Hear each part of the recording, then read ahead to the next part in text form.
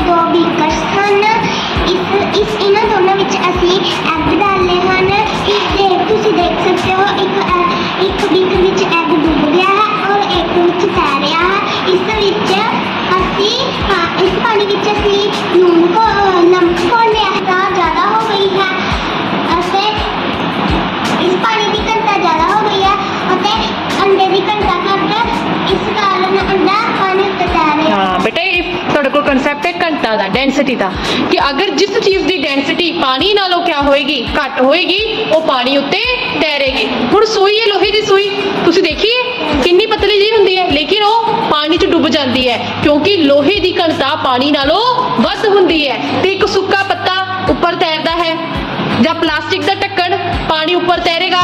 ਉਸ ਦਾ ਕਾਰਨ ਇਹ ਹੈ ਕਿ ਜੋ ਪਲਾਸਟਿਕ ਦੀ ਘਣਤਾ ਹੈ ਉਹ ਪਾਣੀ ਦੀ ਘਣਤਾ ਨਾਲੋਂ ਘੱਟ ਹੁੰਦੀ ਹੈ। ਸਮਝ ਆ ਗਿਆ।